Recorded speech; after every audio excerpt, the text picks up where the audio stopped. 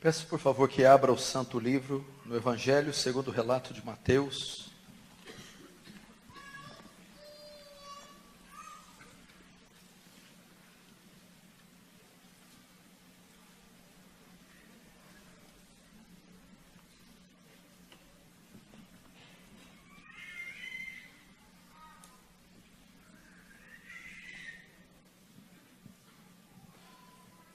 No capítulo 24.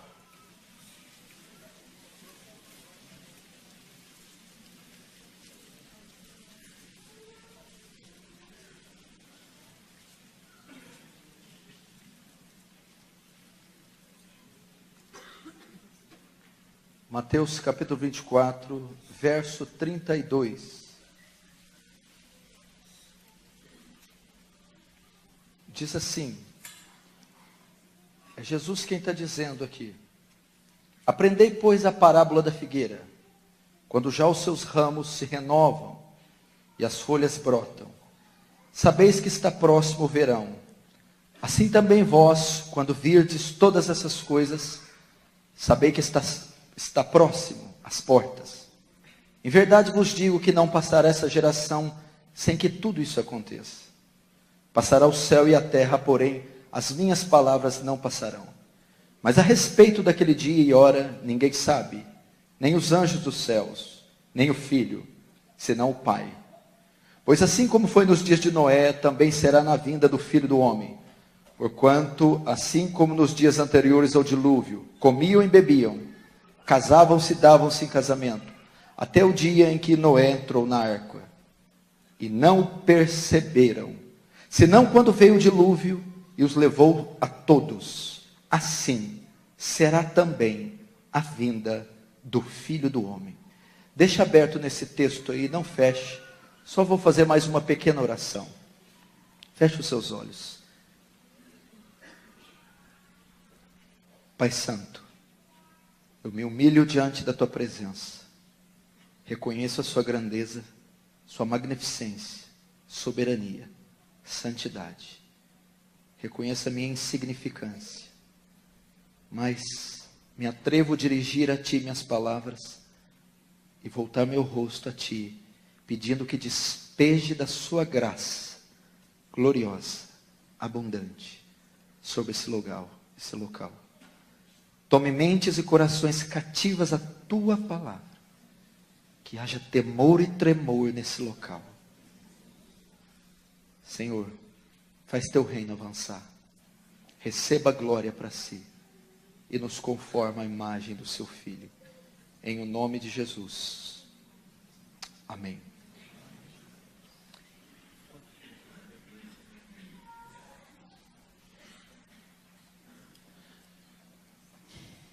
Presta atenção aqui no que eu tenho para dizer. Eu quero agradecer por esse convite, me sinto honrado e privilegiado de estar aqui e poder compartilhar com vocês do santo e glorioso Evangelho de Cristo. Agradecer os irmãos, os jovens que estão organizando esse evento, em especial o Rogério que nos contatou, o pastor Erival também, pastor titular dessa igreja, e os demais irmãos que estão trabalhando no evento. O tema que foi me passado é o imperceptível caos sem Deus. E o texto base, um dos textos, foi este texto que eu abri. Mateus capítulo 24, presta atenção, é o último discurso de Jesus. Ele é chamado de sermão apocalíptico. É um sermão profético e é o sermão da vigilância. Mateus 24 e diante, os discípulos fazem uma pergunta para Jesus. Então ele vai dar a maior resposta que ele já deu nos evangelhos para os discípulos. A pergunta é a respeito do fim. E é então que nessa longa resposta, ele começa a proferir o seu discurso, o seu sermão. Esse sermão é um sermão apocalíptico, profético, e é um sermão sobre a vigilância. Ele é um sermão profético, porque ele fala a respeito do futuro. Não seria exatamente para aqueles dias. Era uma profecia que Jesus estava proferindo a respeito dos últimos dias. Era algo com relação ao futuro. Era apocalíptico, é um sermão apocalíptico, porque também fala do fim de todas as coisas, da consumação de todas as coisas. É um sermão escatológico.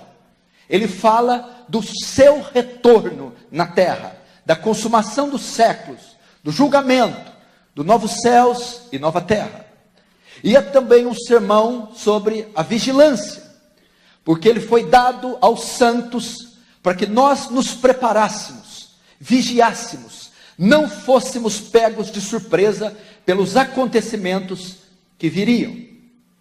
E esse texto trata disso, especificamente da volta de Jesus. É interessante notar, meu querido irmão, que este tema desapareceu dos nossos púlpitos. Esse tema não é mais comum nos púlpitos. Não se prega mais sobre a volta de Jesus. Não se ensina mais sobre a volta de Jesus. Não se escreve mais sobre a volta de Jesus. Aliás, muitos cristãos contemporâneos nem imaginam que ele irá voltar. Nem sabem que ele irá voltar. E nem esperam que ele volte. É interessante que desde que Jesus citou isso, e os apóstolos escreveram acerca do retorno, principalmente Paulo, todos os cristãos de todas as gerações esperavam pela volta de Jesus. É bíblico esperar que ele volte. É bíblico ansiar para que ele volte. Mas é interessante notar que a nossa geração só falta orar para que ele não volte.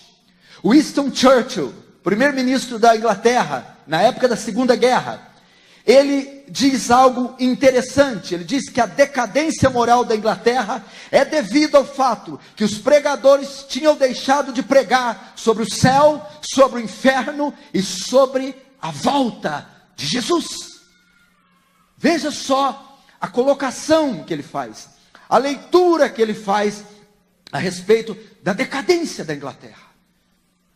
Hoje o que nós temos são sermões antropocêntricos, um evangelho imediatista. Hoje o que nós temos é um evangelho triunfalista. É aquilo que as escrituras, aquilo que Deus pode fazer de melhor para o homem aqui e agora. Mas não se engane, Jesus vai voltar. E a igreja precisa estar vigiando.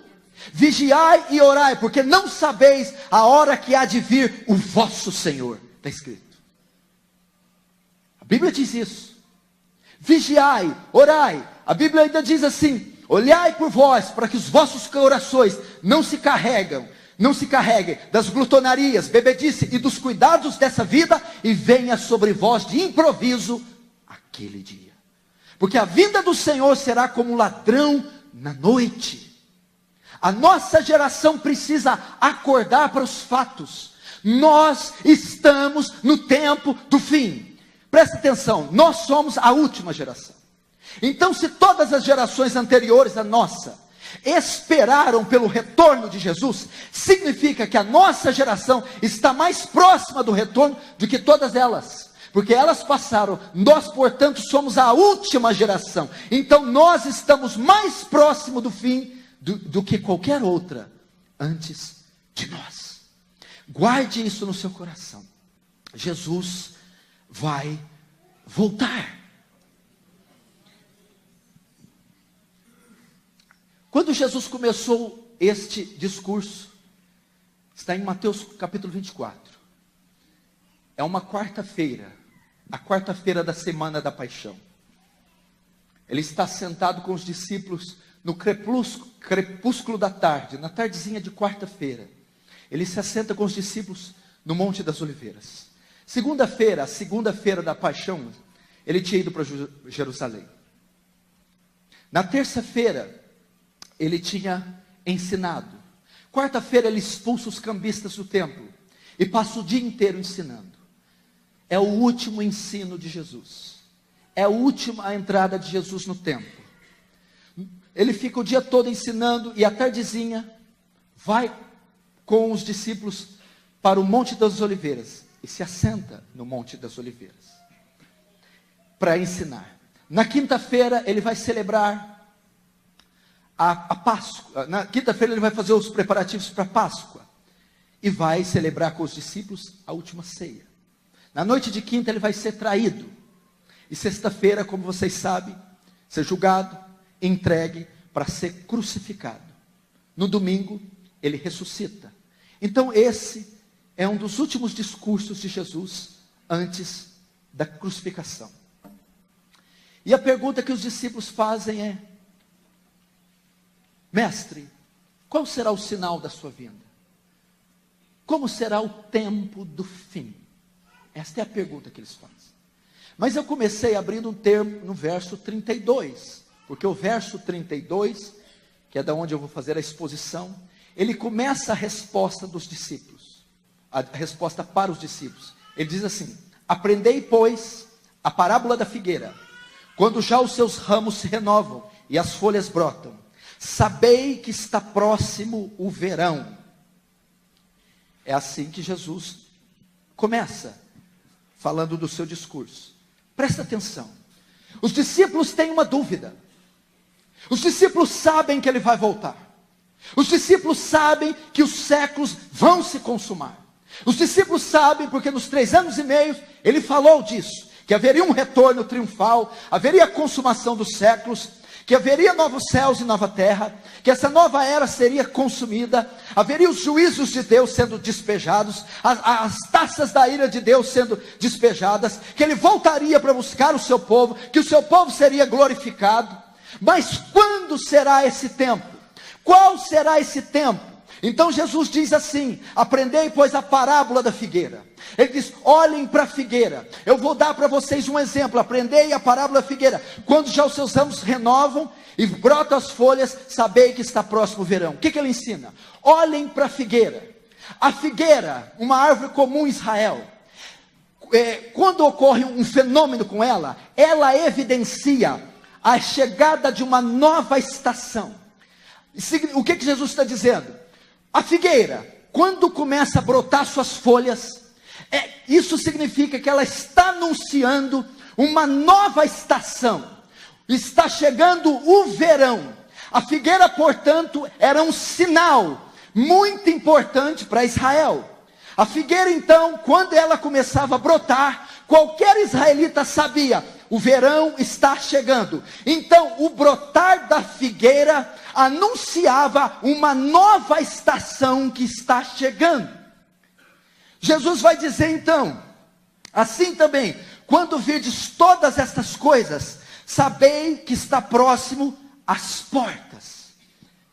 Que todas as coisas são essas? Que todas as coisas são essas? É o que vamos ver aqui em Mateus 24, dá uma olhada comigo.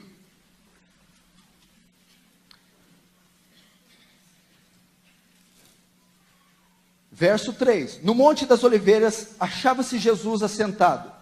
Quando se aproximaram dele os discípulos em particular, lhe pediram: dize-nos, quando sucederão estas coisas? Que sinal haverá da tua vinda, da consumação do século? Ele lhes respondeu: vede que ninguém vos engane, porque virão muitos em meu nome dizendo: eu sou Cristo, e enganarão muito. Certamente ouvireis falar de guerras, rumores de guerras. Vede, não vos assusteis, porque é necessário assim aconteça, mas ainda não é o fim. Porquanto se levantará nação contra nação, reino contra reino. Haverá fomes e terremotos em vários lugares, porém tudo isso é o princípio das dores. Até aí. Jesus vai dizer então aqui: assim também, quando vide todas essas coisas, sabei que estáis próximo. Ele está dizendo: aprendam a parábola da figueira. Quando brotam as folhas, ela anuncia a entrada de uma nova estação. Assim, quando vocês virem estes sinais, significam que eles estão anunciando a entrada de uma nova era. Que sinais são esses? É o brotar das folhas. Que brotar é esse? Quando virdes guerras e rumores de guerras, pestes, fomes, terremotos, apostasias. Isso está anunciando a entrada de uma nova era. Meu irmão, olhe ao seu redor, olhe para a figueira, olhe para os sinais ao seu redor. Jesus disse que aconteceria sinais cataclísmicos na natureza, desastres naturais, pestilências. Você tem visto no Brasil uma onda de terremotos, uma onda de tufões, uma onda de furacões, desastres naturais. Você está vendo, a Bíblia diz que haveria pestilências ou pestes. O Brasil mesmo foi tomado por um surto de pânico com esse suposto Zika vírus. E epidemias. Temos o flagelo da AIDS, que mata milhões por dia, por ano, por mês, em todo o mundo. Isso marcaria o tempo do fim. O tempo do fim seria marcado por engano religioso. A cada esquina se vê uma igreja aberta. A cada esquina se vê uma seita e uma heresia com título de igreja cristã. E você nem sabe de onde são oriundas essas igrejas. O fim seria marcado por engano religioso. Liga a televisão, vê as propostas evangélicas, olhe para os televangelistas, olhe para o mercado gospel, olhe a panaceia de soluções heréticas que esse movimento tem oferecido. Seria marcado por desastres naturais, desastres causados por guerras. Meu irmão, morre por minuto 102 pessoas, morre mais de 6.000 pessoas por hora, morre 54 milhões de pessoas por ano em todo o mundo. Desastres marcariam nossa geração, guerras e rumores de guerras, desastres cataclísmicos, terremotos de alta escala têm acontecido, sinais no céu, enchentes e furacões, desastres sociais, fomes e pestes, epidemias. Todas essas coisas iriam acontecer em vários lugares. O que significa isso? Jesus está dizendo, assim, preste atenção, assim como a figueira, quando brota as folhas, anuncia a entrada de uma nova estação, o verão. Quando vocês virdes estes sinais, eles estarão anunciando a entrada de uma nova era, a entrada de uma nova estação, a chegada de um novo tempo. Que tempo é esse? O tempo do fim. Agora, alguém aqui é capaz de me dizer que esses ramos não estão brotando as folhas? Que esses sinais não estão acontecendo? Será que nós temos sido cegos? Será que você já acostumou ver milagres sendo vendido na TV? Será que você já acostumou ver heresias a céu aberto e dizer isso é normal? Será que você liga a TV e vê o terremoto no Chile, que foi sentido até aqui, na cidade de São Paulo? Na minha época de pequeno, havia-se um grande terremoto a cada 5, 10 anos. Hoje se tem um grande terremoto a cada mês. Será que não estamos vendo as pestes? Desde que o vírus HIV surgiu, em meados de 86, já tivemos outra quantidade enorme de flagelos, epidemias e pestes, que estão varrendo milhões em todo o mundo. Tragédias naturais, guerras civis, guerras santas, guerras e rumores de guerras têm anunciado a entrada de uma nova era.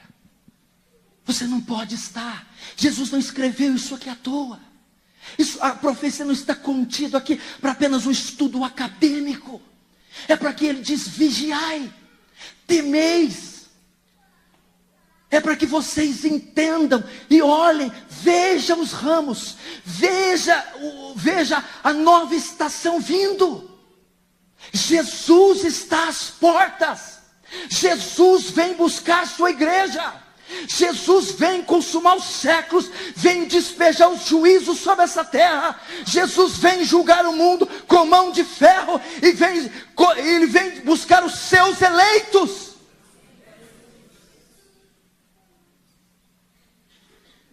Entretanto, existe outro sinal que marcaria a volta de Jesus. Um sinal muito interessante, que foi exatamente o tema dessa mensagem. está no verso 37.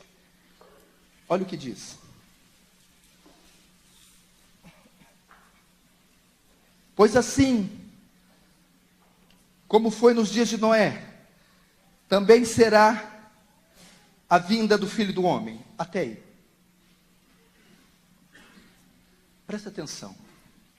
Eu estou ensinando aqui que Jesus vai voltar, ok? Quem está entendendo diz amém. Amém. Ok? Ele vai voltar. A volta de Jesus significa duas coisas: bênção e maldição, salvação e juízo. A volta de Jesus para uns vai ser boa, para outros não.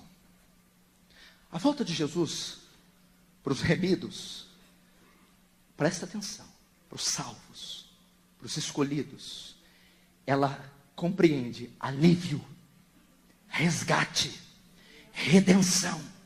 Se tem alguém aqui que foi lavado no sangue de Jesus, se tem alguém aqui que nasceu de novo, passou da vida para a morte, se tem alguém aqui que possui o Espírito Santo, se tem alguém aqui regenerado, a volta de Jesus para você é a redenção do seu corpo. A volta de Jesus para você é o arrebatamento do seu corpo. A volta de Jesus para você é a glorificação. A volta de Jesus para você é o descansar das fadigas, é o encontrar-se com o noivo, é a ausência da dor, a ausência do choro, a ausência do pranto, a ausência do luto, a ausência do sofrimento. Se tem alguém aqui eleito, a volta de Jesus para você é a morada eterna com Deus. Mas tem uma outra categoria, que a volta de Jesus não é bênção. Os ímpios, os que não nasceram de novo, os falsos crentes, os bodes que estão entre as ovelhas, não estão lá na rua não, os bodes estão dentro da igreja. O joio que está entre o trigo, não está lá não, está dentro da igreja. Para esses, a volta de Jesus compreende juízo. A volta de Jesus compreende ira. Apocalipse 14 diz que os tais beberão do vinho do furor da ira do Deus Todo-Poderoso, preparado sem mistura. Apocalipse narra 7 trombetas, 7 selos, 7 trombetas e 7 taças. A taça no Antigo e no Novo Testamento é um símbolo, é um cálice. O que esse cálice tem? É o cálice que Jesus disse no Getsemane: Senhor, se for possível, passa de mim esse cálice. Que cálice é esse? Que cálice são esses 7 cálices de Apocalipse? É o cálice da ira de Deus. Para o ímpio, a volta de Jesus compreende ira. Para o ímpio, a volta de Jesus compreende juízo. Para o ímpio, falso crente, o bode, aquele que brinca de ser cristão, a volta de Jesus é condenação eterna. Nós veremos sinais no cenário religioso, político, econômico, geológico, social. A terra, grave essa mensagem, essa palavra. A terra funcionaria como um embaixador de Cristo. Ela anunciaria a sua volta. Lembra do tsunami? Quantos mortos foi oficialmente publicado na tragédia do tsunami? Você tem uma ideia? Quem tem, fala aí. 288 mil? Mentira. Tem um pastor presbiteriano aqui de São Paulo, Ricardo Gutierrez, atende na Cruz Vermelha.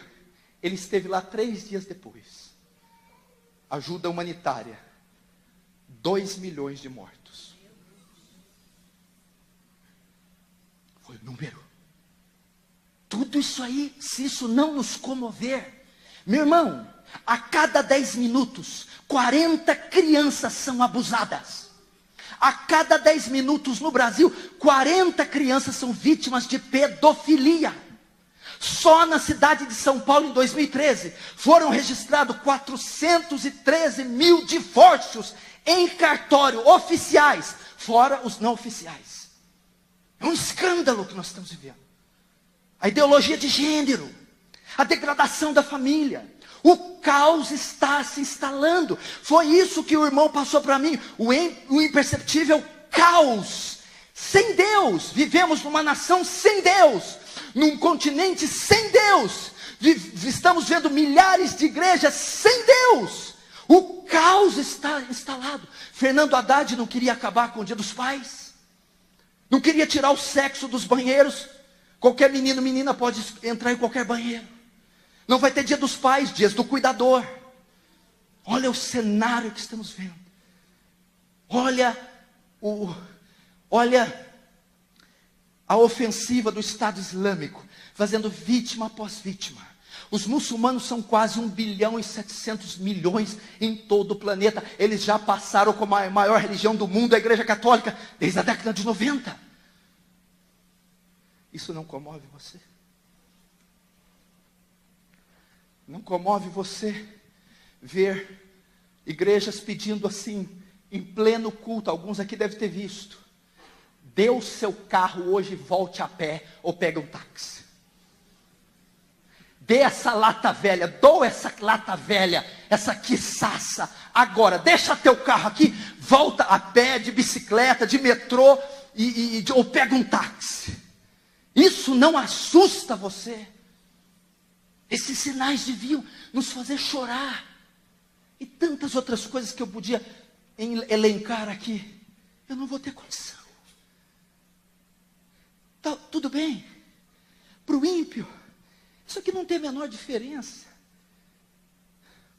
Jesus disse que o sujo sujaria-se mais ainda, o impuro, o injusto faria mais injustiça. Mas nós que temos o Espírito de Deus, as leis de Deus em nosso coração, bem-aventurado aqueles que choram.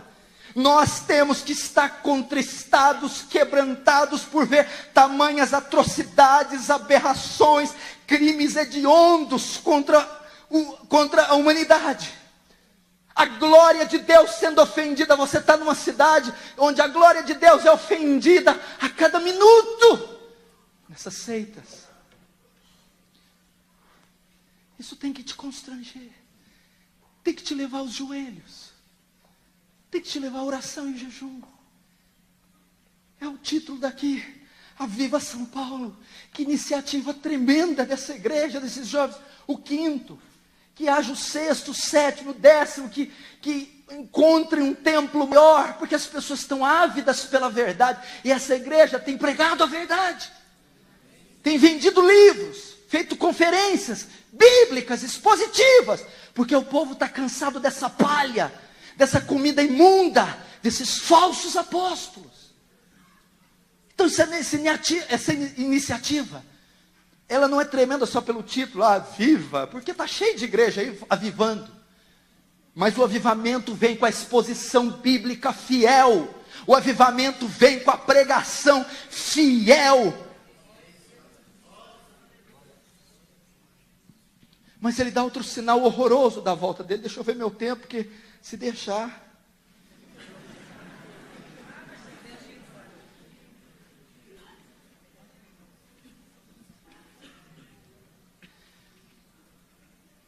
Mas tem outro sinal, presta atenção. Segura aí.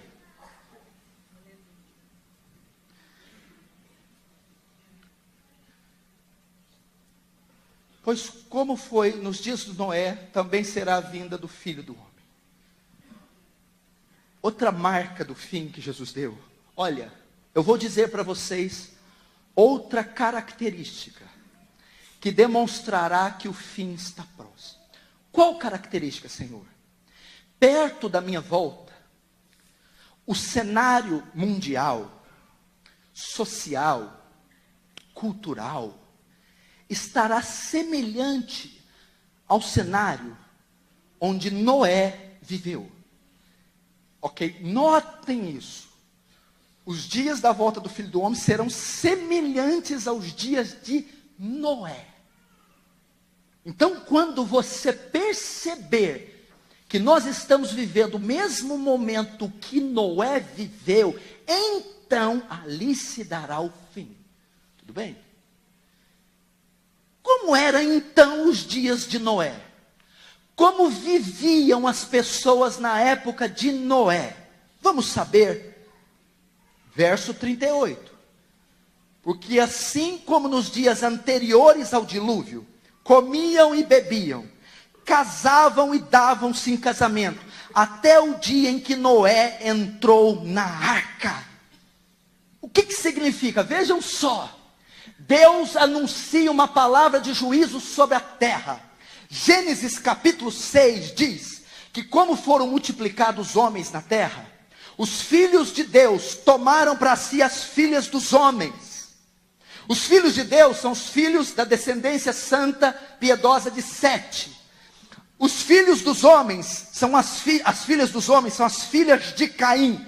Foi uma relação espúria, um jugo desigual. E eles começaram a povoar a terra com uma terceira raça mista. E no capítulo 6, verso 5, diz que os pensamentos e a imaginação do coração do homem eram maus continuamente. Deus então vai dizer: me arrependo de ter feito o homem, vou consumir toda a carne que criei. Então ele diz, porém ele acha graça em Noé, lança uma palavra de juízo sobre a terra: eu vou consumi-la, porque o seu pecado subiu às minhas narinas. Muitos teólogos dizem que é difícil você entender e mensurar o tamanho da iniquidade do povo antediluviano. Imagina, Deus exterminou toda a raça humana, salvo 8 pessoas. Imagina o tipo de iniquidade que eles cometiam, para Deus exterminar, fulminar, trucidar toda a espécie humana, deixando apenas 8. Ele anuncia uma palavra de juízo e manda Noé construir a arca. Noé constrói. Quantos anos Noé levou para construir a arca? 100 anos. Mas Noé construiu, não falou nada. A Bíblia diz que ele foi pregoeiro da justiça. Ele começou a pregar: haverá um juízo sobre essa terra e virá em forma de dilúvio. Qual foi a resposta do povo para a pregação de Noé? Comiam, bebiam, casavam-se, davam-se em casamento. O que significa isso? Em uma palavra eu te respondo: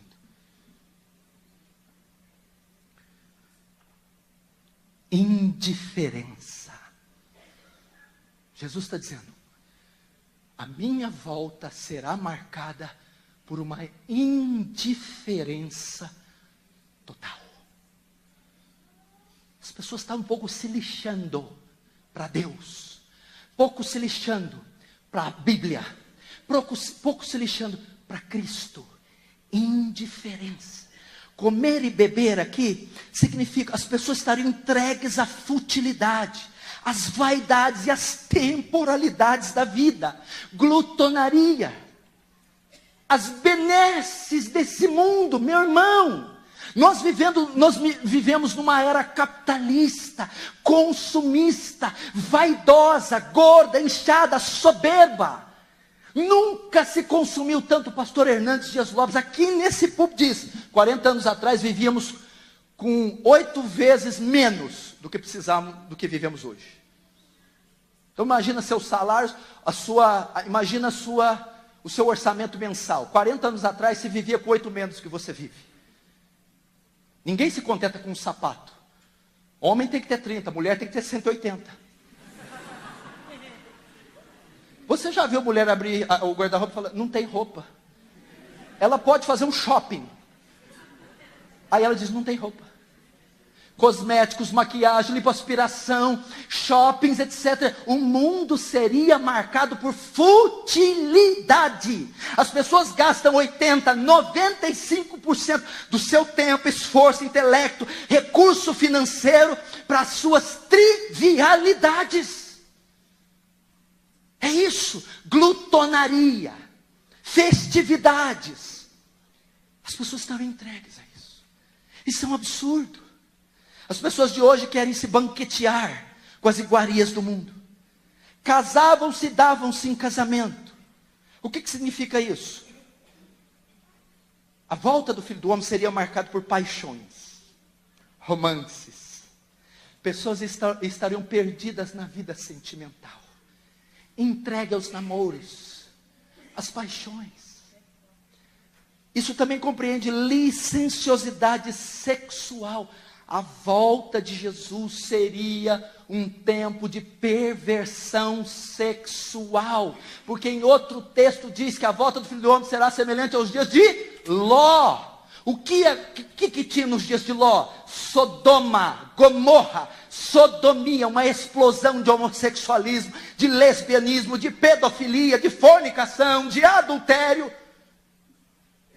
Você tem dificuldade de ver isso dentro da própria igreja. É muito difícil conhecer uma igreja onde não está cheio de adultérios, cheio de fornicação. Mas não é só isso que compreende. Casavam-se, davam esse casamento. Seria um tempo marcado por divórcios e segundos casamentos. Meu irmão, a onda de divórcios que esse país está cometido. Segundos casamentos têm sido tolerados até pela liderança evangélica. As pessoas estão casando 1, 2, 3, 4 vezes, se divorciando.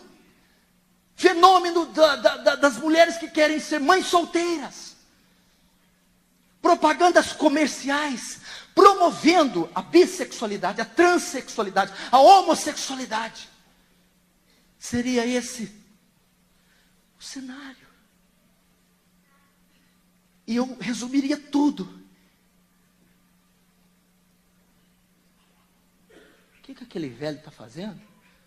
Eu vi falar que está construindo uma arca. Para quê? Ele falou que vai vir um tal de juízo. Como? Olha, vai vir a água, vai afogar todo mundo. Ele está construindo. Ele está falando que quem entrar lá vai ser salvo. Esse velho é louco. Vamos nos banquetear. Deixa a vida me levar. Vida leva eu. E sabe o que é o mais extraordinário? Você riu. Agora você vai chorar.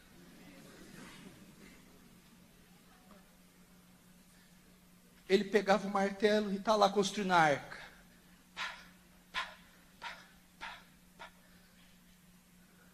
A arca servia de quê? Era um testemunho da misericórdia de Deus. Vai vir água, juízo, vou matar todo mundo. Mas eu sou um Deus misericordioso. Eu estou preparando uma arca. Quem entrar vai ser salvo. Sabe o que o povo fez? Dane-se essa arca. De que a arca é feita? De quê? Madeira. A madeira foi o testemunho da misericórdia. 2000 anos atrás, naquela haste de madeira, ele foi erigido. 2000 anos depois, as pessoas estão ignorando este sacrifício.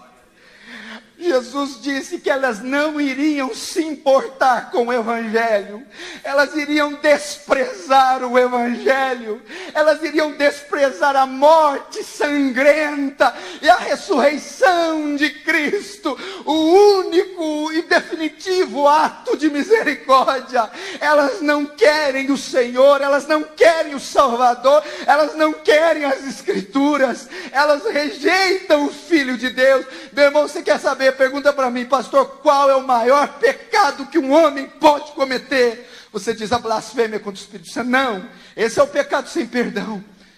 Qual é o maior pecado? O maior pecado que você que está aqui pode cometer é rejeitar a oferta da salvação.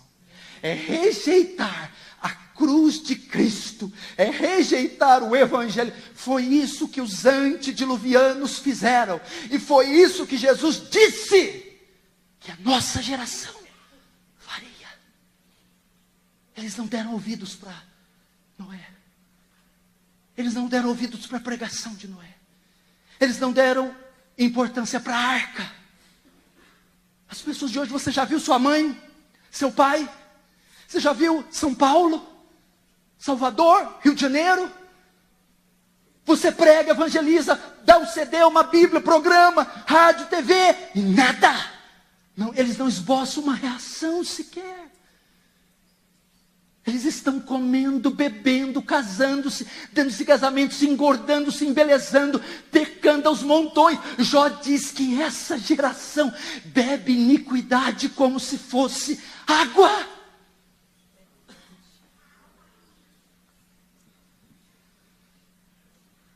Até o dia que Noé entrou na arca.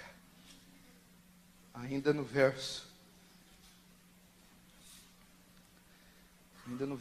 38. Agora olha só o 39, já estou acabando, deixa eu ver aqui, ai. Eu pus um cronômetro aqui, uns minutinhos.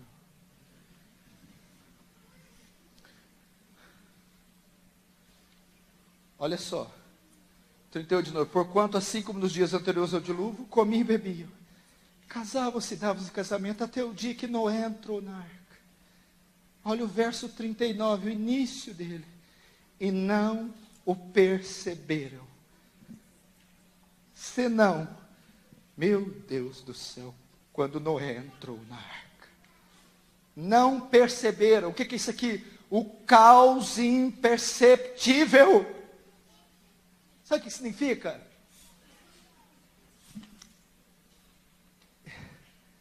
Eles comiam, bebiam, davam os casamentos e não perceberam. O que eles não perceberam? Presta atenção.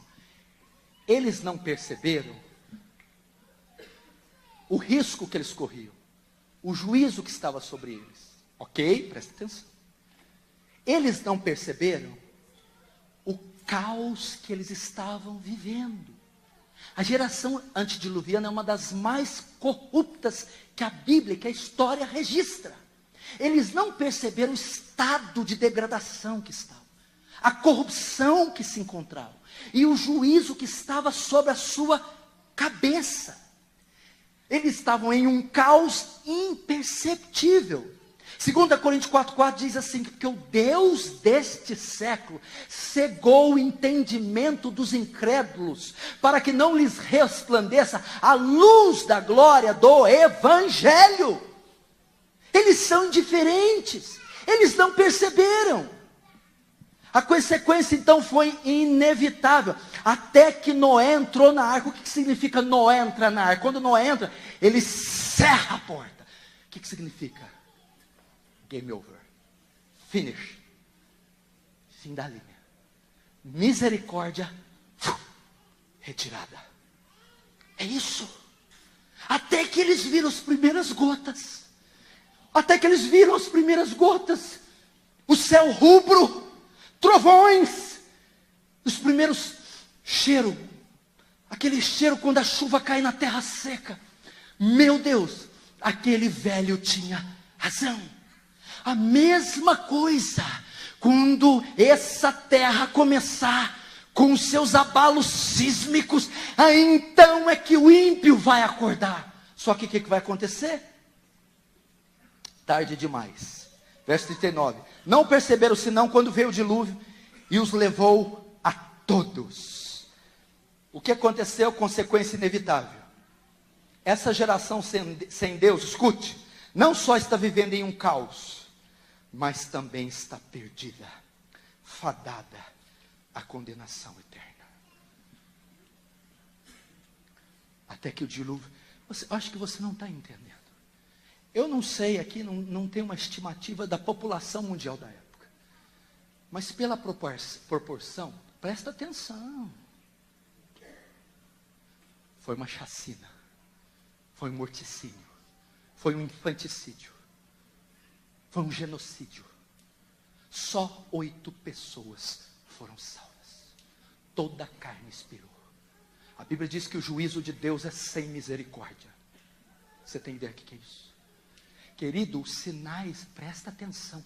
Nós não estamos vivendo em era de aquários, coisa nenhuma. Não é tempo de paz. Jesus disse que é o princípio das dores. Você não vê um homem melhor. Você vê com mais tecnologia, com mais recursos, mais sofisticação, mais dinheiro, mas ele não cresce moralmente, não cresce socialmente, não cresce espiritualmente. Você está vendo monstros, demônios andando na rua, guerras, rumores de guerras, pestes, dor, crimes hediondos cometidos dentro da nossa casa. Isso prenunciaria o retorno triunfal do Rei dos Reis e do Senhor dos Senhores. Mas a terra está dormindo. Dormindo. Então o juízo virá para essas pessoas. Vamos te dar um exemplo aqui para tentar mexer com você. Eu costumo trabalhar com algumas figuras. Imagina Noé. Ninguém fala disso, a Bíblia não narra isso, mas é óbvio que estava lá. Escuta. A arca em alto mar. Noé, sua esposa, seus filhos e esposas. A terra já está toda coberta de água. Noé abre uma janelinha e dá uma olhada. O que Noé vê? Corpos boiando.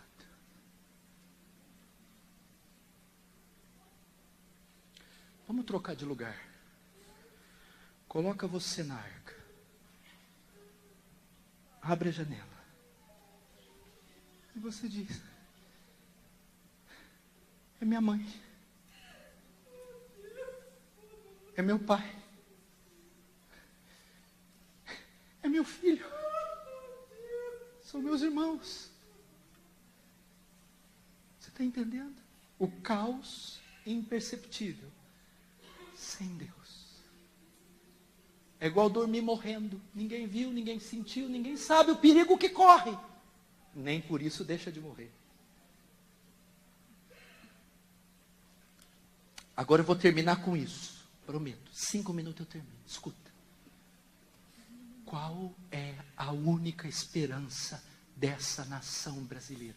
Dessa cidade que só de entrar nas marginais eu me arrepio, porque eu sei onde eu estou entrando. Qual é a saída para esse povo que dorme, come? Eu não sei, hoje é segunda, hoje é terça. Aqui ainda tem.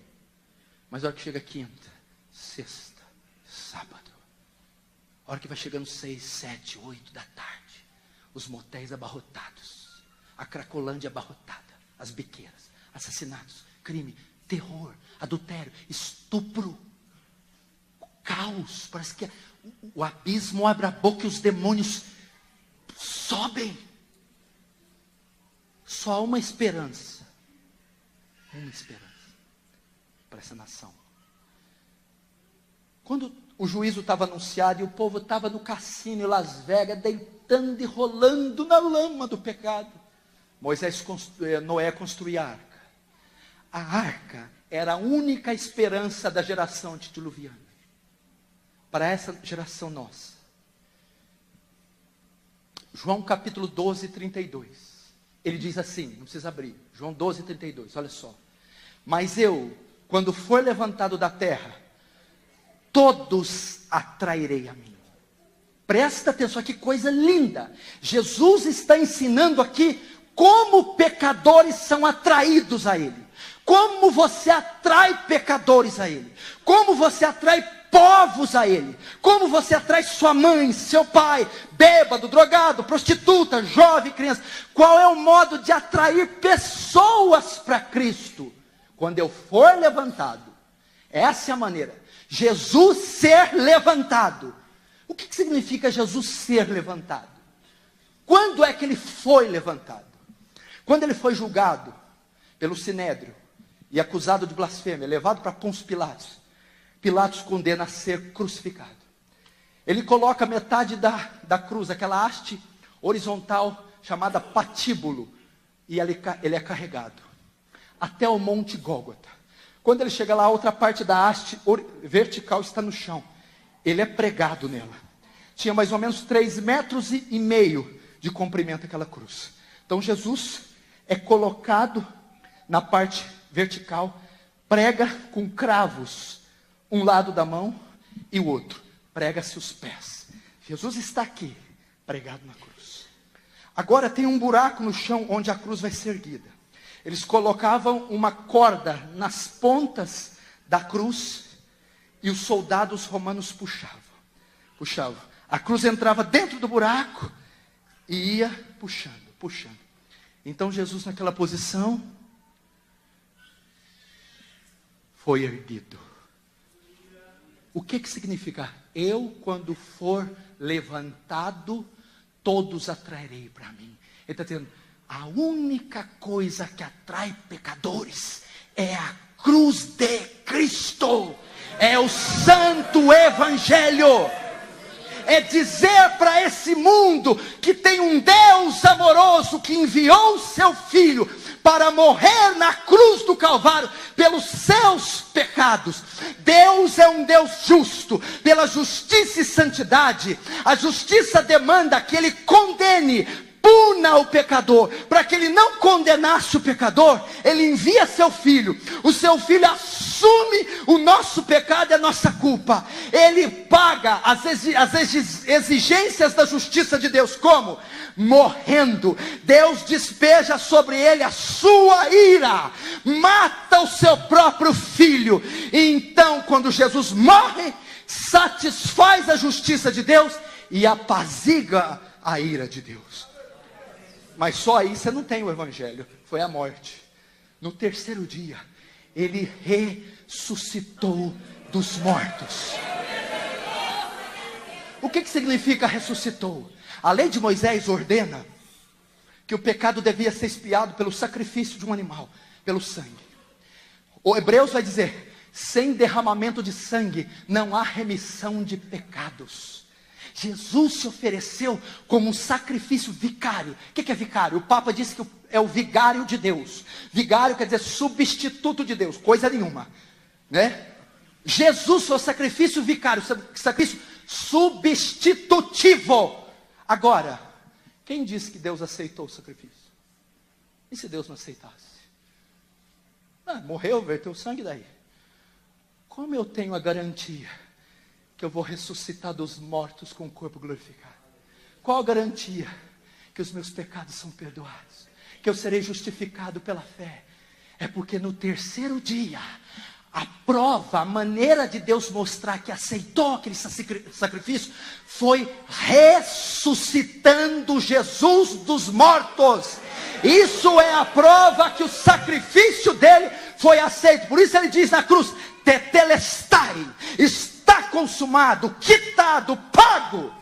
Agora, como essas nações recebem o perdão? Deus ordena que todos os homens, em todos os lugares, se arrependam e creiam no evangelho.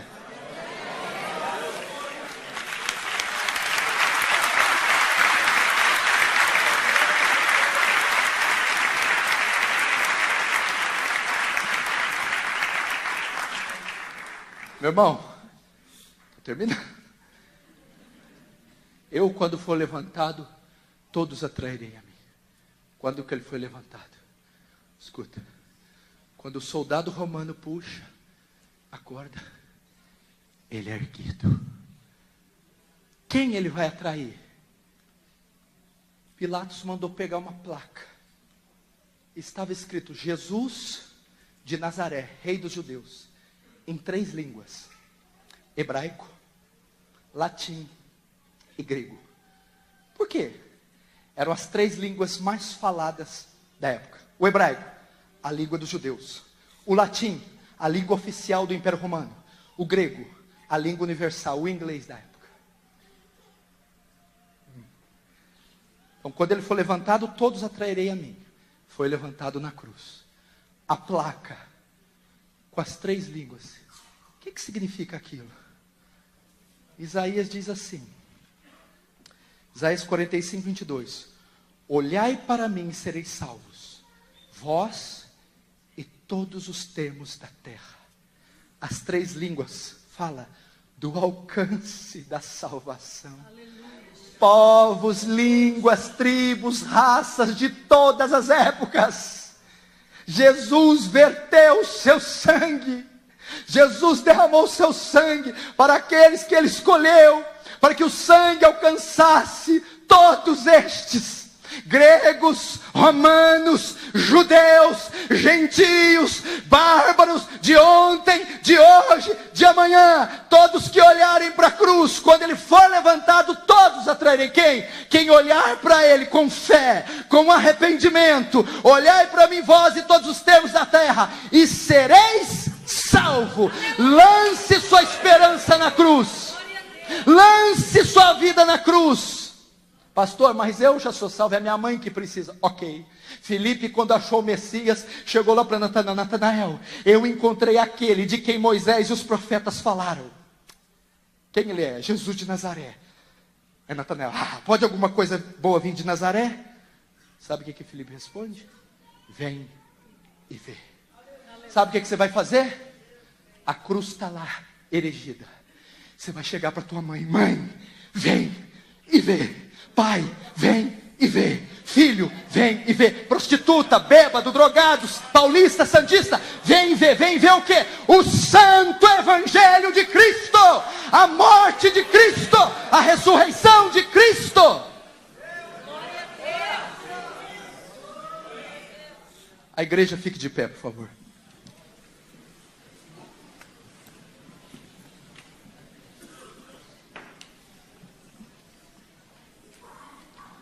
Alguém tem dúvida aqui que Jesus vai voltar?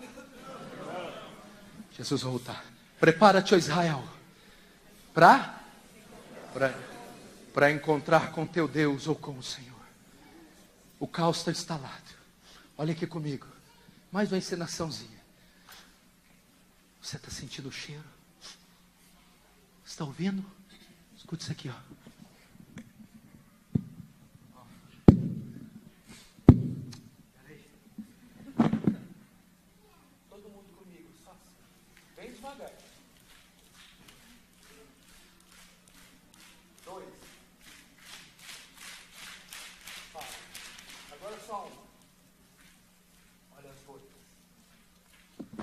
Olha as gotas.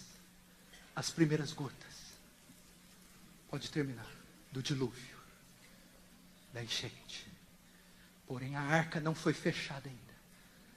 O juízo vai ser despejado. Eles estão comendo e bebendo cegos no seu cassino na roleta. Mostra a madeira para eles. O Cristo erguido.